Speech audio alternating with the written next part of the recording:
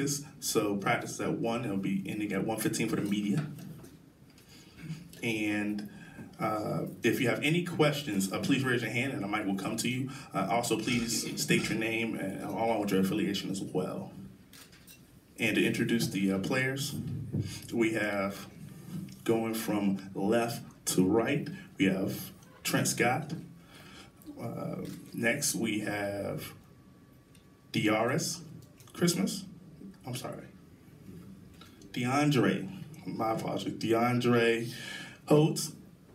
DeArius Christmas. Mark Orozco. And Daryl Clark. And the two gentlemen that are not here due to graduation, Devontae Kincaid and Martez Carter. They're graduating actually right now. All right. Any questions, please raise your hand and the mic will come to you.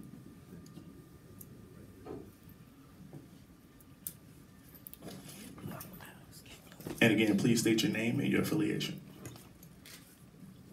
Emory Hunt, football game plan. This question is for everybody.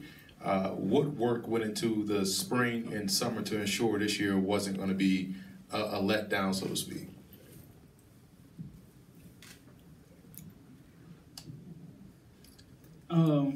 Just working hard, knowing that a lot of our players came back from the year before. I wasn't a part of last year's team, but just having a family atmosphere and making sure everybody bought into the program and what goals we had set out for the season.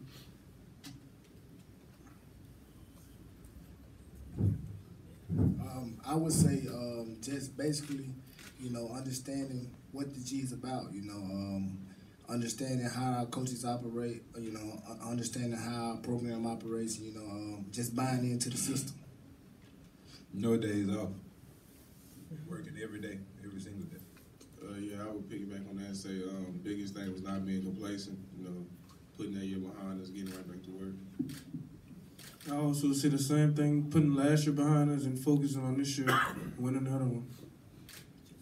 Just a quick follow-up. You guys mentioned the new guys coming into the roster. I know how hard that can be, getting those guys to change what they learned in high school, wherever they came from, to buy into what you guys have already established. What went into that process as well?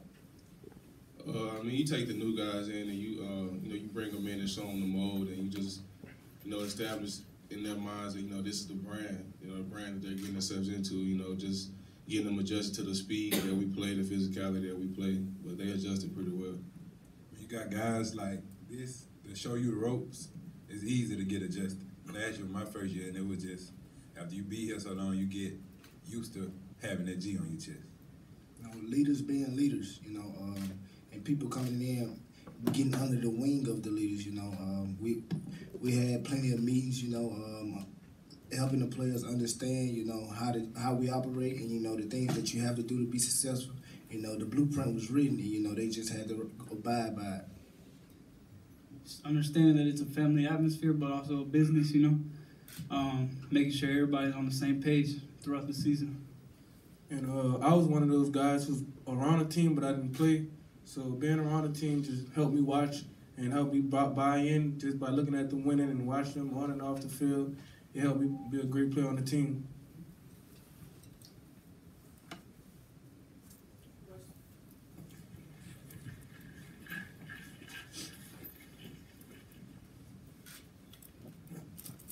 Hey guys, Tim Owens with the G-Men Nation and KTAL in Shreveport.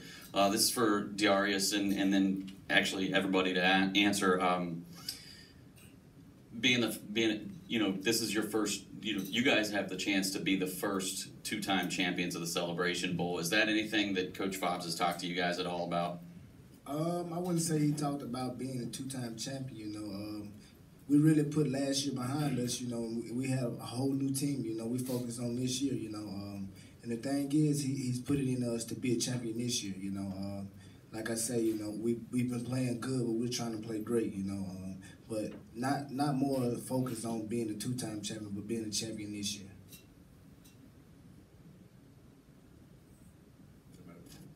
This is also for DeArius. You spent time in East Mississippi, right, before Grambling? Yes, sir. Just your journey here, from going through Mississippi to Louisiana, now you're here in Atlanta. going for back-to-back Celebration Bowl victories. Just how can you describe your journey from your football career starting out maybe not the normal path that somebody would take? It's just simply a blessing. I'm blessed. God blessed me. He put me in different situations, and it was up to me to make those good decisions.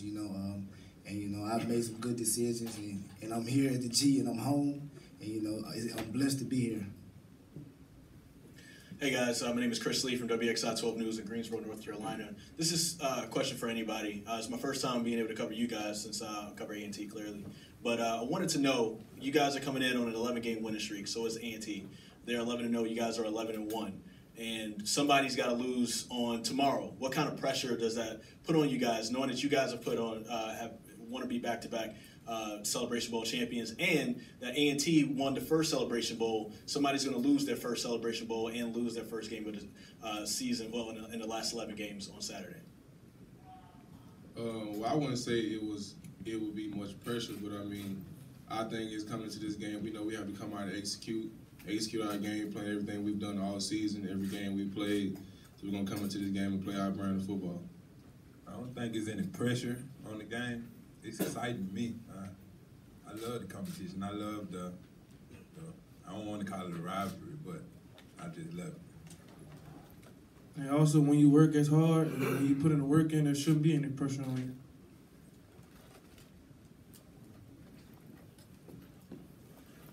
you. And just a reminder, please state your name and your affiliation.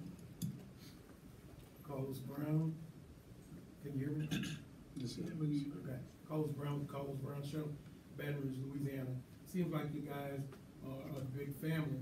Talk about your relationship with not only Coach Falls, but your assistant coaches, your position coaches, who you spend a lot of time with. It's totally a family. It's nothing like it. Like I say, I came from East Mississippi, and when I came here, I felt nothing but love from coaches. It's just they are like father figures. And especially Coach Fobbs. He's an idol to growing up. You wanna be the type of man he is towards your children. It's just family oriented. It definitely is. He spoke on it yesterday during his little speech at the Hall of Fame, and he was just talking about the love that he brought to his program. It's two sides to that love. The love that wraps an arm around you, and also that love that had to get after you sometimes. So, it's definitely family. And we know that when they do get on us, it's just to get us better and get us to where they have the goal set for us to be. Jay Walker, ESPN. You guys have a certain swagger about yourselves, considering the fact that you all have not lost to another HBCU in a very, very long time.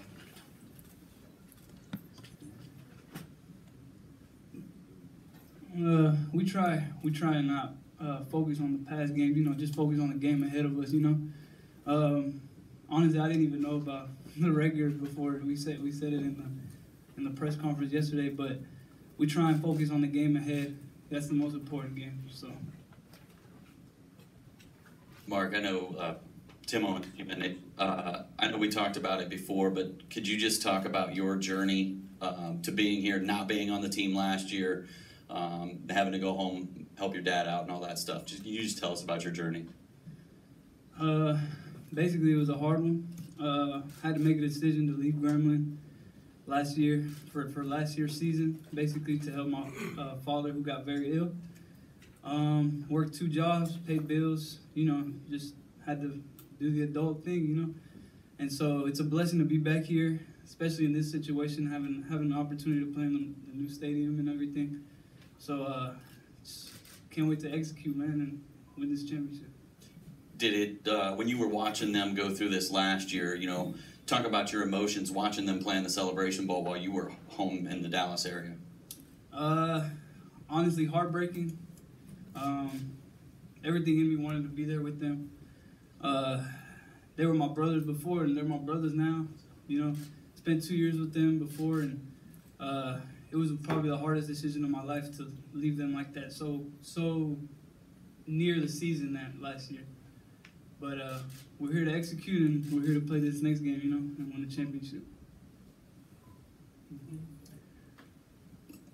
This question is to anyone. Kim Rashad, HBCU Sports. Coach Fobbs throughout the season would always focus on the next opponent.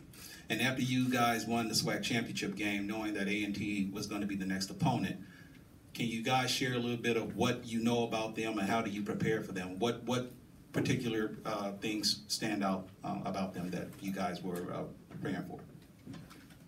You know, they're an 11-0 team. You know, there's not much to be said about that. You know, it's a great team. You know, well, I can talk from the offensive standpoint. You know, they got great guys. You know, great athletes. You know, they got a great line, great O line. You know, great quarterback. You know, but focusing on stopping them is, you know, being disciplined, playing disciplined football. You know, and you know the quarterback, you have to try to contain him. You know, we say it's cut the head off the dragon. You know, you cut the head off the dragon, you probably have a chance to succeed. Daniel Brown, KTBS out of Shreveport. This one's for Daryl.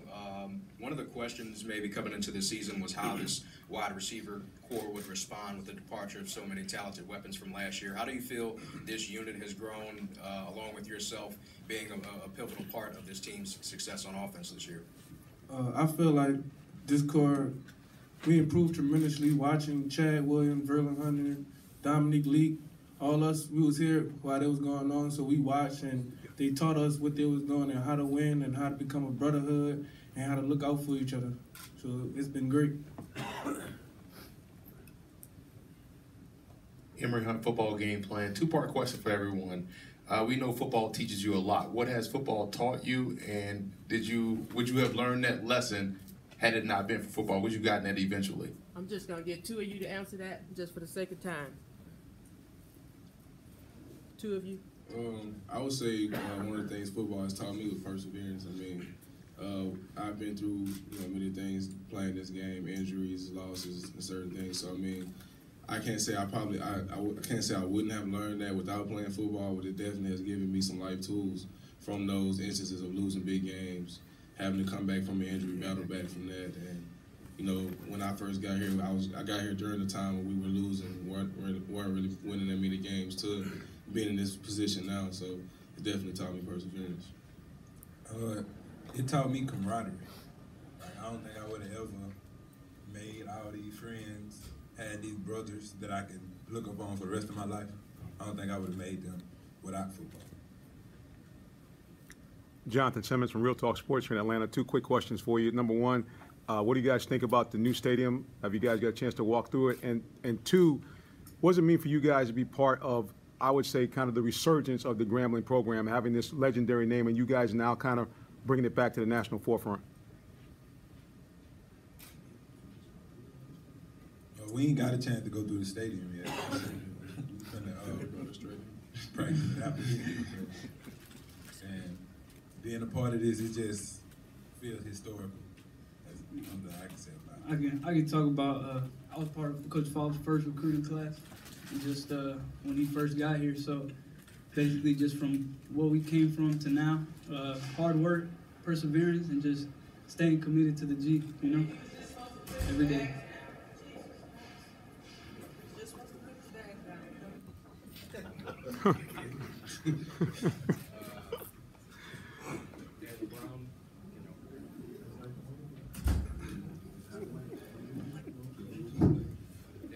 KTBS, this one's for Trenton. Just you're a senior, not sure when you're finishing up with graduation, but you got a couple players graduating today with Martez and a couple others, Devontae as well. Just how, I guess, inspirational is that to see them kind of getting things done today, and when are you set to finish? Well, I got my degree last fall.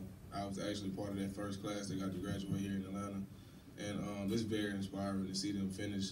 I mean, that's the goal that we all set out when we come here. That's the reason we come to school. So, I mean, to see them finishing that and accomplishing the goals that we're accomplishing here is very impressive.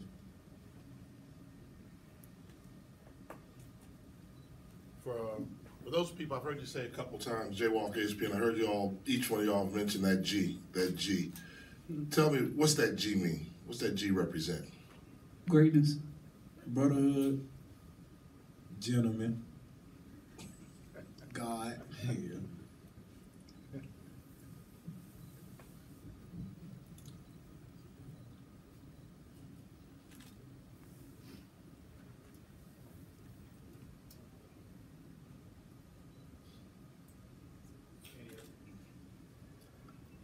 Any other questions? All right. Gentlemen, thank you so much. Best of luck for the game tomorrow.